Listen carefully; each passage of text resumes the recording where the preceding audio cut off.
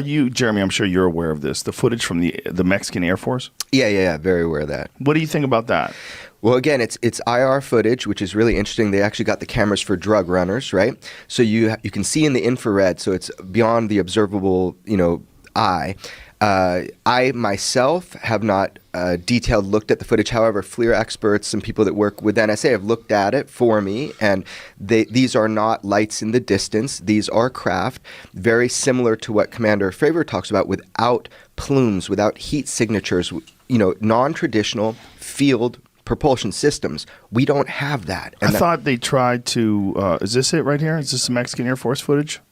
Yeah. So they tried to say these were lights on like an oil rig out in the water. That's been debunked. Yeah, they tried to say it was a fire in an oil rig, right? No. The 2004 to the Comcast Video of the Year was the Mexican Air Force tracking like 6. So literally right after our incident, we come back, and I think we were getting ready to go to Fallon, and I had Comcast, and the home page comes up, and there's this video, and I go, holy cow, that looks like what we chased. And it was like 6 of these things, and they were tracking them in the same area, too, right off the coast of Ensenada. And it's not as rare. There's now admitted an increased frequency. A Pentagon spokeswoman finally went off script. I was tracking the scripts for the last 2 years of what Pentagon spokespeople say about Commander Fravor's experience. Someone went off script last week in the New York Times, and she admitted there's an increased frequency of near misses because of these AAVs, anomalous aerospace vehicles. So it's pretty astounding. We're getting all these kind of revelatory moments in these little seeds that these are not ours. We don't have this. Even Elon doesn't have this. I mean, this is a propulsion system unlike anything we have. It's amazing. It's gravity propelled. Now, that gimbal footage, when it said that there's a fleet of them, how far away are those guys where you don't see the individual objects, you only see a singular spot? Well, the pod is, when you get pretty narrow, it'd be like, if I put 3 people around you, I can look at you and not see the other people. So that's what the pod is doing. But the radar is seeing everything because it has an ESA radar in it, which is an active electronically scanned array. So instead of like the radars we had, which did the mechanical, doing this, like old school, this thing is just a panel that sits in the front of the airplane, and through beam sharing or beam shaping, it can move and it can look all over. So we used to have what was called track while scan, so we would be able to track a target while we're still scanning. This thing has scan while it scans while it tracks. So it literally, if the radar sees you, it has basically a weapons quality solution. And it can do that on multiple targets. That's the same way the spy radar, the Aegis system works on the cruisers.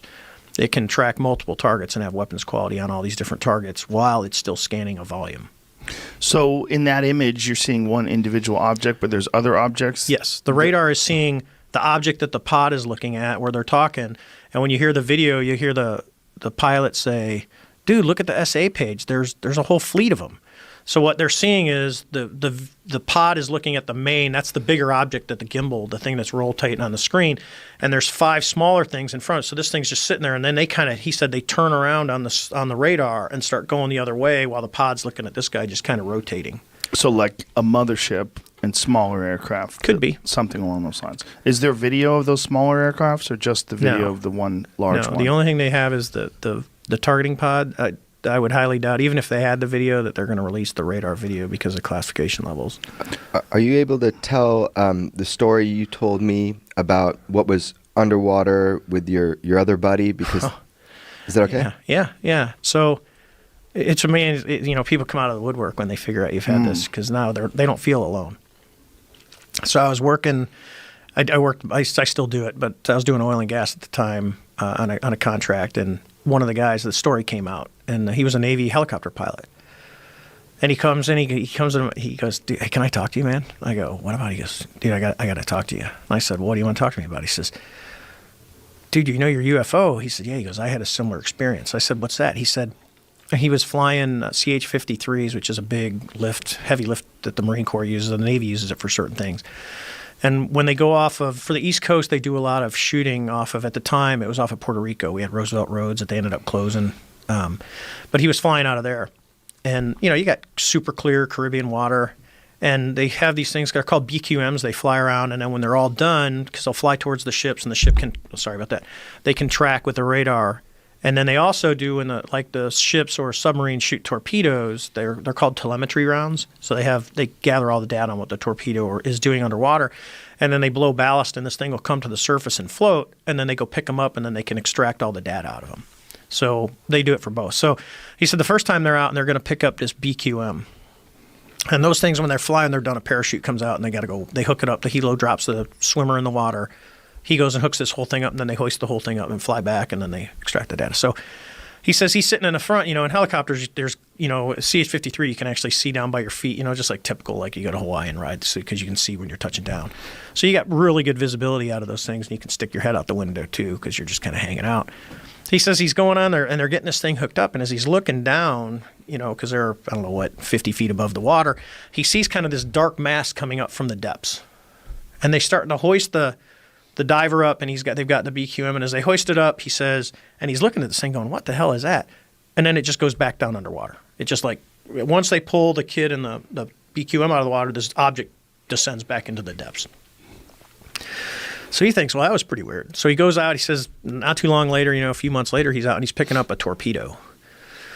So he says they hook the diver up on the winch and they're lowering him in, and as he's looking down, he sees this big, massive, he goes, it's not a submarine. He's seen submarines before. Once you see a submarine, you can't confuse it with something else. This big object, kind of circular, he says, is coming up from the depths, and he starts screaming through the intercom system to tell him to pull the diver up, and the diver's like a few feet from the water. So they reverse the winch, and the diver's thinking, what the hell's going on? And he's getting pulled up, and all of a sudden, he said the torpedo just got sucked down underwater, and the object just descended back down into the depths, and they never recovered the torpedo. Jesus. And this happened in the late 90s. Mid to late 90s, I think it is. I could probably get in touch with him and ask him. And he told me this story, and I'm like, how do you report that? You come in and go, well, where'd the torpedo go? It just got sucked down. It just went down, and then you get the people that attribute it as, something happened when it blew ballast and it just took on water and sank. And he's like, it didn't sink. He goes, it literally looked like it got sucked down. The only reason they talked to him when they did the New York Times stuff, they talked to him, but because the incident was from the 90s, they wanted something, newer. So they did not include it, but I know they talked to him about it. Now, what was the other footage that we were looking at? There was the first footage that Jamie pulled up that wasn't the gimbal footage. Mm-hmm. That was the Go Fast. The Go Fast. What is that? That's it actually looks more like a Tic Tac, but they saw it going across the water, and they're just grabbing a lock. So they're seeing this with their eyes, and he gets the FLIR to lock on it, and that's when you hear the kid go, "Oh, I got it," because he gets the auto track, and it's just something screaming across the surface of the water. So, and this is in the same area? This is East Coast, yeah. This is the same time frame as the gimbal video. So the idea that these are birds, or the idea that this is a radar glitch, or somebody said pilot error, like on a clear blue day, Commander Fravor has nerves. I mean, that kind of thing that people have said on your show to you, that, these are explanations that make sense. Who said that? I don't want to say their names. Mick West? Yeah, sure. Mick believes everything. Like, every single thing that's ever happened has a rational explanation for it. so the probability that, all the radars went off at the wrong time, Commander Fravor, had nerves, that all the other pilots up there with him, that, this thing shot off like a gun instantly, like that was somehow perfectly coordinated. That's a conspiracy. That's a fabrication. Probably, Occam's razors, the events happened exactly like we're being told. Yeah, for us it was... and I'll go back to the beginning of the story of, the other pilot who was brand new. She had been in the squadron for 4 months, 5 months. So she's pretty junior. She was still working on her initial qual on the airplane. And, so she gets we get the real world vector, and it's like, okay, real world vector, cool. I'm going to get to do something real, exciting. Then you see the water, and you think, oh, something's sinking, because it's kind of that shape of an airplane, that cross type. So now it's... oh, crap, now it's search and rescue. We got to go down and see, because there's people, and we are sympathetic. And to the Tic Tac, and as soon as the Tic Tac, it's like, holy shit, what is that? And when you get, some people get very emotional when you talk about it, because for me it was like, for her, when you talk to her, she has a disdain for some of the leadership that didn't tell us that these things were out there. They're here now, we're getting vectored because we were the first time the manned airplanes had been airborne when one of these things showed up. that no one even gave us a brief that, hey, we're seeing these objects out here for the last 2 weeks. They're just kind of, you might want to know they're out there. And they never told us. No one knew these things existed besides the radar operators. And the radar operators didn't know what they were. They just knew they were seeing blips. So and there's a lot of stuff that, that it flew around and it came around me, and it didn't do any of that stuff. It's the story that I gave you is just relatively benign. But it was, it's an interesting experience. So these incidents that they reported were taking place before you saw that Tic Tac encounter. Yeah, they were taking place over a period of how many weeks? 2 weeks. 2 weeks. We went out at the beginning of the month for this 2-week at sea period. We pulled in for Thanksgiving, but other than that, we were out till I think December 21st is when we pulled the ship back in. Besides pulling in for the 3 days at Thanksgiving. So yeah, for the 2 weeks prior, so this was on the 14th, and we went out at the beginning of the month. So about 2 weeks, they'd been watching these things come down, go up, come down, go up. But it was always when we were not flying, which is really probably like the midnight time frame until early in the morning the next, till noon the next day. And then we just happened to go. And if you think about it, I laugh at, if there was some little green man flying around in that Tic Tac, he probably got back to the mothership and got yelled at for being seen. But you're like, oh my God, you let them see you. It's nuts. But that's alien, dude. It's alien weaponry. You might be onto something. They're coming from under the sea. Here's the and thought. They're giving us weapons. I'm all about USOs now, dude. Yeah. I'm all undersea UFOs. It's unidentified submersible objects. Yeah. That's where they are, dude. Yeah. They're at the floor That's of what Cat Williams said. Yeah. We were talking about sonar hearing That just devices. touched my heart where I'm like, Yeah. do we both have the same crazy theory? He said, is this correct or incorrect? Dude, I love that. We were talking about space, about how we know more about space than we do about the ocean, which is true. And he was saying that those underwater listening devices were most likely so that they could hear UFOs moving around. Dude. Because if imagine if there really are bases under the ocean and they know about them. Well, here's the thing that if they know about them, fuck you, you should tell us. But here's what I think. Tell us. The theory I had, because I heard about, I listened to an episode of Last Podcast on the Left where they were talking about USOs, and I got super into it because I was high enough. When the song hits correctly, sometimes the podcast will do that. And I was listening to Last Podcast on the Left, and it hit where I go like, it unlocked because they had this theory that they talked about that the millions of years it took us to crawl out of the water and evolve into fucking whatever we are, like monkeys and then Neanderthals and then humans, all that millions of years, there were things under the ocean evolving for millions of years with technology and stuff, and we're just up on the roof. But yeah, the problem is we've never seen anything other than us that manipulates its environment. The intelligent things that we found in the ocean that are real are dolphins and orcas. Yeah. And whales. But and what about dolphins and orcas are crazy intelligent. But like octopuses too, yes, right? That's true too. Yeah. But none of them, octopuses are very smart, but none of them have ever figured out how to make things. Like make houses and cars and ships, and it's all like they're out in the wild. There's no houses. I used to do a bit about how dangerous the ocean is because there's no doors.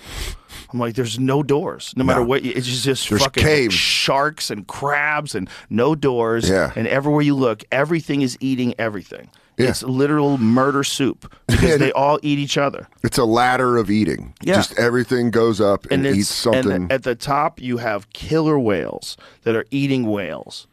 They eat everything. But what if we're missing something? What if we don't see it? What if we are too stupid? What if we're just like rock monkeys and they're just like, they can't see down here. These guys have no fucking clue. You know when you're in a tinted car and someone's like looking in the window and you're looking at him like, look at this fucking idiot. He doesn't even see me. Maybe, what if that's us with the aliens in the water? What if we're like looking down there in the water and they're like, these fucking idiots. Even when they come down here, they can't see shit.